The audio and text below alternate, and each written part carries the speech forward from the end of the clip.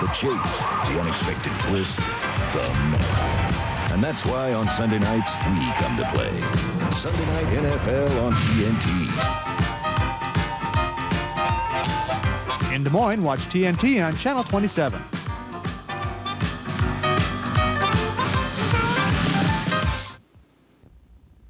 Next up for the Drake Bulldogs, a team that should be familiar, Coach, St. Ambrose. Didn't you just play those couple of games ago? Seems like it, Mick. Last game of last year, we played him. Here's a couple shots from that game. Lionel Porter, unfortunately, he's back. Look at this guy run. He's one of the most elusive tailbacks we see all year. Luckily, our defense came through last season. They were down there for a goal line try, 4th down. Could have been a catch that somebody they came up with for them, but Tommy Becker came up with that interception in last year's game. On the offensive side, we had some difficulty with them. They had a very good defensive front. They graduated some guys, but they have a lot of junior college people. Kicking game won it for us. We blocked 2 field goals of theirs. There's one of them. Scott Lupori, 56, came up with the deflection there. And our defense played a great game. They had a good series here with play fakes to Porter and hitting the tight end, but we had some good plays, including this interception at the end of the game by Kerman Mason, which he ran in for a touchdown. You know, we had 4 field goals in that game, Mick, by Bill Willers, who was a senior. They missed a couple kicks that we blocked. We didn't score any touchdowns on offense, neither did they. So it was a defensive game, and our defense scored the only touchdown. So it was quite a struggle. Looking for another defensive game again this week, you think? I think it could be. I mean, they've got a lot of replacements on their defensive side, but they've imported some junior college people, and they've got some good talent back there. And Porter, I mean, he's scary. He could break loose at any time. And I say it could be defense, but I don't know. I could be proven wrong. Need more production out of the tailback spot, I think, though. That's what we've got to have to try to balance them. I mean, Charlie Schimberg does a great job at fullback. Our pass game's pretty sound. We've got to find that tailback position to balance out the offense, and our defense has to keep playing great, keep Porter to no big plays. That's got to be the secret. Bulldog players said last week was a tie, so the season starts this week with a win, right? That's what we got to hope. I mean, our program's at the point where winning is what we expect, and I know St. Ambrose will be a great opponent, but the season doesn't start until you get a W. Okay, Coach, we'll be back next week. Take a look at the highlights of hopefully that win. Thanks for joining the Rob A. Show.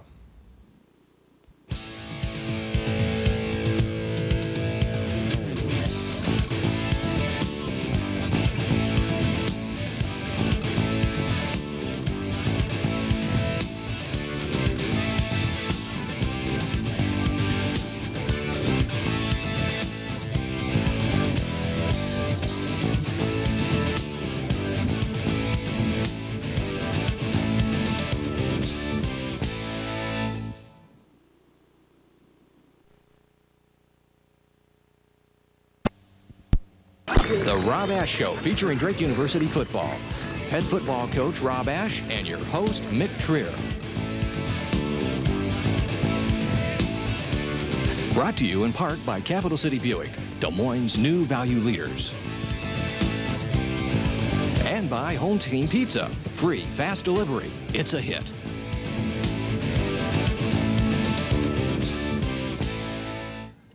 Hi, everyone, and welcome to the Rob A. Show. Well, Coach, the Bulldogs are off to a good start, still undefeated. 23-0 win over St. Ambrose. Good game for the Bulldogs. Yes, it was, Mick. Thank you. We had a great defensive performance, really shut down an explosive St. Ambrose offensive team, and our offense clicked in terms of getting the ball run up and down the field, and we finally put enough points on the board to win it. I know going into this ball game you did feel very comfortable with the defense, but really overall the whole team really played well. Well, it was a total team effort, Mick, and it started with the defense. That's the most dominating defensive performance that we've had since I've been here at Drake. And Coach Jay Neiman and all the defensive coaches deserve a lot of credit because St. Ambrose has a lot of weapons, including Lionel Porter and Derek Allen and some of those guys. And I mean, we not only stopped them and shut them out, but it was dominating. 2 first downs, a lot of 3 and outs throughout the game.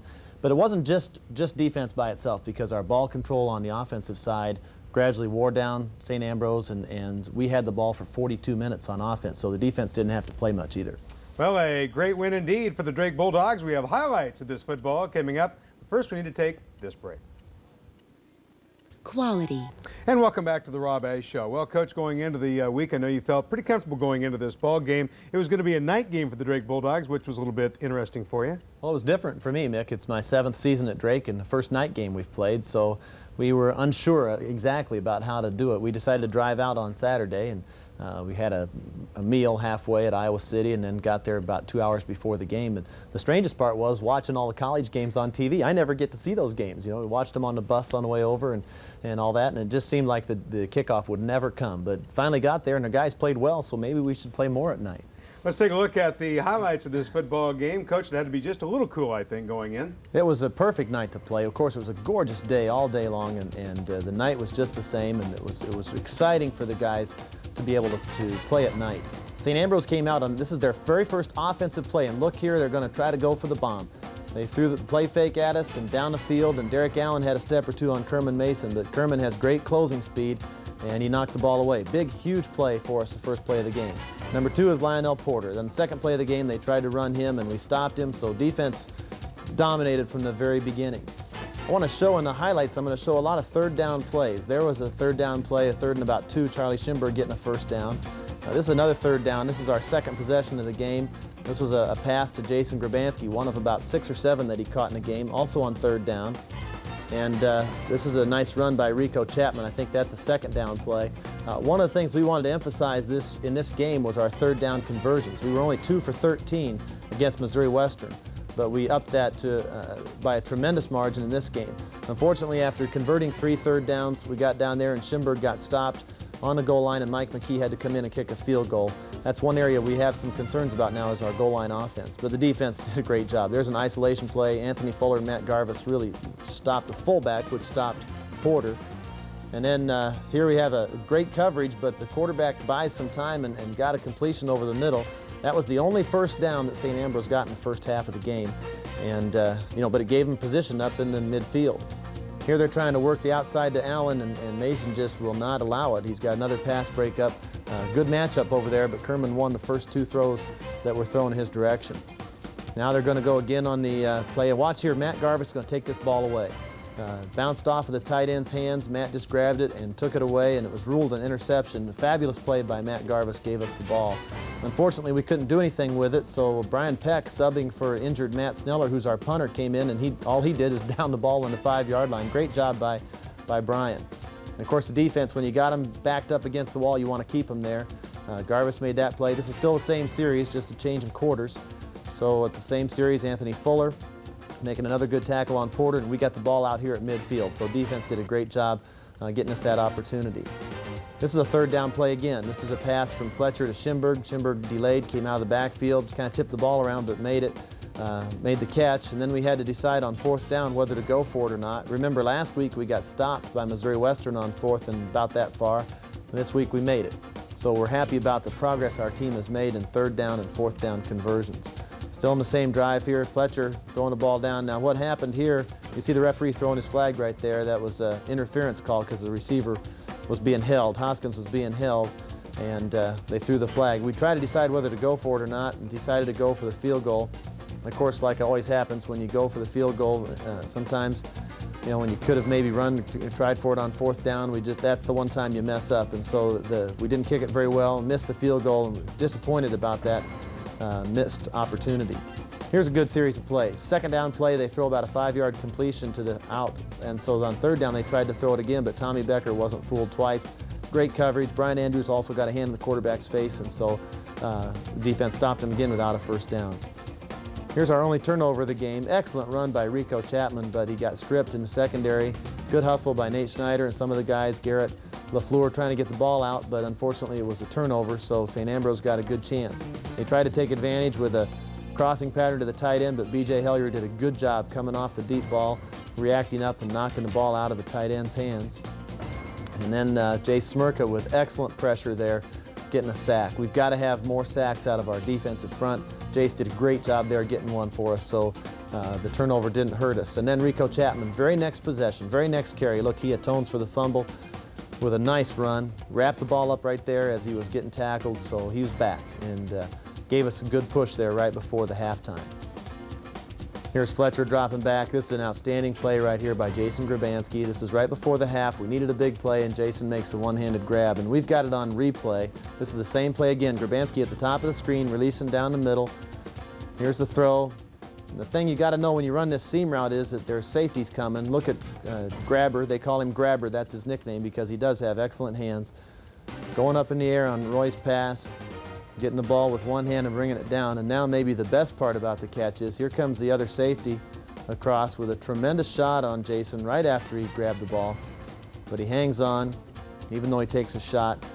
A big play for us. It's 3-0 at the time, and you know, if he drops it, we're clear out of the midfield, but he caught it right before the half, and then Roy audibled at the line to this pass, and Chad Hying, freshman, with his first touchdown of his career. 10-0 lead at halftime. Big sequence in the game.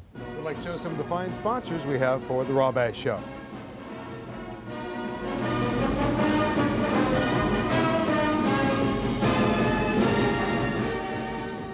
Coach, I wouldn't think you'd make too many adjustments at halftime. Well, defensively, we didn't have to make a whole lot, but offensively, we had some work to do. St. Ambrose came out in the first drive of the second half there and got a nice run with a backup tailback, and then they put Porter back in the game, and this was a big stop here by Jeremy Fisher, number 3. We blitzed after that one good run of theirs, but they got outside the blitz, and that can sometimes be trouble, but Fisher made a nice tackle, and then Matt Garvis here wraps up Porter. So we got Porter stopped twice in a row, right after the big run, and so we got things back to where we were under control again. Remember, it's just 10-0 at this time. And here's another third down play, 3rd and inches. Charlie Schimberg was hurt, so Pete Lobi, number 35, is in at fullback, and what a good run. Really did a great job, great explosion, a great burst of speed there to get a big play on that 3rd down conversion for us, and that kind of sparked us because you take Charlie out of the game, you think what's going to happen. Pete came in and did a nice job. Here's an excellent play by Roy, getting away from pressure and throwing the ball. Hoskins made a great catch on the sidelines on that one. Now we've got a 3rd down conversion here with Roy throwing the ball to Jason Grabansky on a quick pass against man-to-man coverage, and seemed to kind of get things going. Now we're mixing it up. Here's a reverse, and this is the best compliment we could have, man. We fooled Kurt Wilkerson, who never gets fooled. He's done so many of our games. He always knows where the ball is, so we must have made a great fake on that one. It was a good reverse to Berkeley. Then a nice reaction here by Chad Hying. That ball was tipped by a 6'6" defensive lineman, and he still made the catch. Then Rico Chapman with a great run, an interior move there against an unblocked linebacker, and then Pete Lobi taking it over. Same play we ran in the first half where we got stopped. This time we got everybody blocked and we got the touchdown, and that gave us a nice margin. Defense really dominated in the second half. The one run you saw at the beginning of the half was the only first down St. Ambrose had in the whole half. Here's a 3rd and 6 play, and Kerman Mason with a great reaction and tackle, and stops him about a yard short of getting a first down. Pinned him down inside. Here's another 3rd down throw to Grabansky. He breaks the tackle and gets about 10 or 15 extra yards. And now the toll of us having the ball so much and defense playing all the time is really starting to wear on St. Ambrose. Here's a nice completion to Berkeley on a crossing route. And we change here and go into the 4th quarter. Here's a nice draw play, Cortez Hull. Nice to have him back and healthy now. Rico did a great job, but it's important to have 2 tailbacks. And Rico made a nice run. Then we come back on the very next play. It had been 2nd and 28 after a penalty. Cortez's run got 10, and then we faked to Cortez and throw to Hoskins for a completion. We got the first down, Mick, after 2nd and 28. Very devastating to them. And then we ended up having to settle for the field goal, but to get a field goal out of that possession when we had 2nd and 30, well, it really was difficult for St. Ambrose to take. So 20-0 here in the 4th quarter. Porter now trying to get outside. Here's another example. Jim Scarlett, number 74, is a defensive lineman. Porter got away from everybody, but the pursuit by Scarlett was typical of the pursuit that Eric Musha and Smirka and Peck and Andrews and Goldsberry and all the guys up front gave us all day. Here again, I'm showing some team defensive plays where our defense, really hustles and gets to the ball. Brian Andrews there with a very nice play. Here's a good fake by Roy and on the play action. Rolling out and hitting Grabansky. Grabansky had an excellent day. Great block downfield by Hoskins. And Grabber gets some good yardage for us again, moving the ball down. Here's another nice run by Rico, dipping in and back out. Good speed, good move, hanging on to the football. We got down to the 5, and we ran the ball 3 times. We're working on our goal line offense, trying to get better at that. Didn't make it in, so Mike McKee got some more practice at the field goals and made it for the final score of 23-0. Great win for the Drake Bulldogs over St. Ambrose. A lot of people probably wondering what was the big change in the tailback spot. We saw the great running here by the Bulldogs. You know, all the yards. Didn't see that in the first game. Well, we made a commitment to it, Mick, after the first game, that even though Charlie Schimberg had a great game, had 120 yards rushing, you can't just go with one guy. It's too many carries and too easy to focus on one back. So we wanted to commit to our two-back offense. We ran it more times. We were more patient with it. We made the adjustments, and both guys ran well. Defensively, also in the defensive backfield, I thought they did a much better job with coverage. Was that just not quite as good a team as you faced the first week, or just more work on it? No, I think our coverage improved, Nick. There were a couple routes that was obvious St. Ambrose ran the same routes that Missouri Western had success with the week before, but we had practiced and our reads were better. We had better coverage on some of the same patterns, and so we did make some improvement. Well, as I opened up the Des Moines Register on Sunday and took a look at the stats here, we'll take a look at them as well. It's a little surprise when you take a look at some of these. Well, it's dominating performance. If you look down the left-hand side at what St. Ambrose accomplished, they got no points, 25 yards rushing, 36 passing, only 2 first downs. But maybe the most dominating thing there at the bottom, 18 minutes of possession time. Meanwhile, we've got 407 yards of total offense. People have talked about how our offense sputtered, but 400 yards is great. And 42 minutes of possession time. I mean, a lot of that's because the defense kept giving us the ball back, but a lot of it is just, you know, lots and lots of long drives. So it was a good team effort both ways. And we always like to keep people abreast of the league standings. Let's take a look. Well, we had our first league game of the year. Dayton played San Diego at Dayton, and they won 30-3. So Dayton's off to an early lead in the conference, 1-0. Butler lost, but they played Towson State, who's a 1AA scholarship team. Otherwise, you know, everybody else won as usual. Our league's still tough in their non-conference games. Still got that tie on there for the Bulldogs. Wish that was a win, but that's better than a loss, I guess. Better than a loss. Still got a 0 for that loss column. That's important. We'll be back with more of the Rob A Show after this. You don't have to be a Cyclone fan. You need Johnny Orr's. For our Capital City Buick play of the game. Coach, I got to ask you, you're known for your offense, but yet for the second week in a row, we're showing the defense. Here's Rob Ash. Thanks, Mick. It is a defensive play because our defense has played so outstanding over the last couple of weeks, and the play we're going to show you is a remarkable play by Matt Garbus, our middle linebacker. Matt was going to take the ball away from the receiver here. If you'll look at the start of the play, the tight end at the top of the screen for St. Ambrose is going to delay on his release and then come across the middle on a pass route. Quarterback's going to drop back to pass, and of course you get the pass rush and so forth. At the beginning of the play, you'll see the tight end up here delay. We've been working on that route all week. They're faking a screen out here to the running back, but then they delay the tight end. You'll see he begins to get the catch, but Matt's right here, and he's going to be reacting up. And look right here, the problem for the tight end was he fumbled the ball. He didn't quite have it when Matt got reacted up. And Matt, when he made the tackle, saw the ball was loose. We teach the strip all the time. Matt's really good at that, and he's wrestling the ball away from the tight end right here as he breaks up field, and now he's got it and pulled it away. You can see the rest of the guys. Here's Brian Andrews trying to help out, and actually probably helped Matt a lot, prevented him from falling down. And then everybody's in the pile here. Matt comes out with the ball, and luckily for St. Ambrose, number 19 was there to make a tackle. Otherwise, Matt might have taken it and run quite a ways. But a tremendous steal. It's a takeaway for our defense and a big play by the defensive group. And you can see by the reaction of the defensive guys that this is something that they really live for. It's not just a matter of stopping the other team.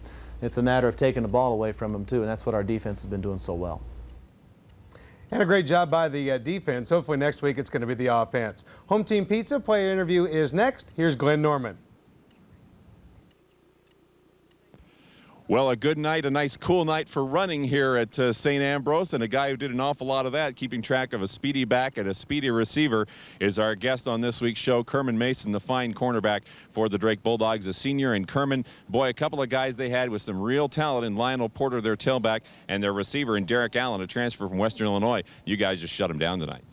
Yeah, we tried to basically keep all their speed bottled up because we work a lot of pursuit drills in practice and everything. From the corner standpoint, we want to keep them going back inside where the pressure's coming back out, like a couple of plays you've seen over here on the sideline. And you did that outstandingly. It never did seem like Porter could turn the corner. He's as shifty as any back we'll see all year, and it never did seem like he could get going. I know. We worked a lot, real hard in practice on getting at the right spot so he wouldn't have those angles to cut back at. What about covering Derek Allen? Here's a guy who was also loaded for speed, as we said, a transfer player. They went deep. They tried to go deep anyway on the first play of the game. You shut that down, and then it seemed like he was never a factor after that. Well, I mean, it was just one of those plays where I was in the right spot. I was supposed to be where I was, but I kind of sat down where I shouldn't have sat down, and I saw the ball, and I just got on my horse, and thank God I got it out of there. As a player, where have you made strides, not only since coming over from Joliet JC, but also between your junior year and now your senior year? Where have been your areas of improvement as a player? I would say I'm a lot stronger. Being in this program has helped me get in the weight room more, and, you know, now I can go up and kind of knock some of the smaller receivers down, where for at Joliet I had to, you know, use my quickness and go around them. And a lot of what the coaches like to call closing speed. Maybe not from a strictly 40 standpoint, the fastest guy on the team, although certainly very, very fast. But you just seem to have that extra little little bit of juice when you're closing on a receiver or closing on the football. Yeah, it's like when the ball's in the air, it's you and him. So it's almost like a basketball game, a jump ball situation. The best man's going to come out with the ball, and you have to have that. Was it important as a defense to shut this team out again, knowing that you're coming off a 19-0 shutout of them last year, and we want to do it to them again? Well, we didn't approach this game as, oh, we want to shut them out. We approach basically every game as we want to give our offense as many chances to put the ball in the end zone.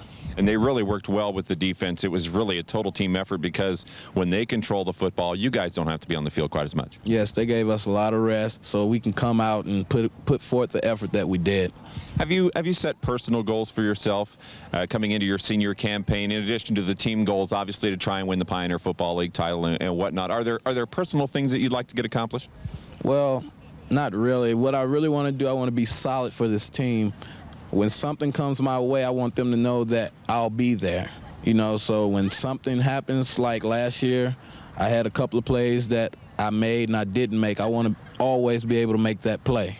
Well, there's a guy who's been there an awful lot for the Bulldogs the past couple of years, and in his senior campaign, cornerback Kerman Mason, our guest this week on the Rob Ash Show. Coach, certainly a player like many that we are seeing great strides in right now. He's having a great year already. He was a great addition to the team last year, but under Coach Neiman's, tutelage and hard work in practice, he's really become more consistent, and he's always been flashy. Now he's more consistent, and I'm real happy with him. We'll be back with more of the Rob Ash Show after we take this timeout. Next up on Saturday, it's Wisconsin lacrosse. It's a good thing you're not playing them in soccer. It's going to be football. This is a team that's big, and this is also a team that has a lot of history. Tell us about it. Well, lacrosse is a great program, Nick. They play in the Wisconsin State School Conference up there. It's a straight Division III conference, but it's one of the most powerful Division III leagues in the nation because public schools, their price tags are lower. They don't really need scholarships to be able to attract people to come to their programs. And lacrosse has been the king of the heap the whole time. They've won 16 of the last 18 conference championships, national champions in Division III in 1992. They've got a great program. The big test for the Drake defense, a big offensive line and a big quarterback. This guy is huge. Yeah, I mean, it's incredible. Their quarterback's bigger than most of our linemen. He's 6'6", 230 pounds, and he plays behind a line where he has two 300-pound tackles and big guys in the middle, and he throws the ball extremely well. It's going to be our best passing game we've seen to date. I think one of the things the Drake Bulldogs are doing right now is really playing smart football, and certainly with the speed and the experience, Bulldogs are really playing pretty well right now for the third game coming up. Well, we're really happy with our consistency. We made progress from game 1 to game 2 in terms of getting our assignments down, our running game improved. But we're back to a physical team that's going to be a better matchup in the lines, maybe more like Missouri Western was for us the first game, and that's good. That's the kind of people we need to play to get ready for our conference season because Butler and Dayton and all the other teams in our league are going to be big and physical too. One quick question here. The kicking game is doing well too for the Bulldogs. I've been so happy with that. Mike McKee's great and all the areas have been good.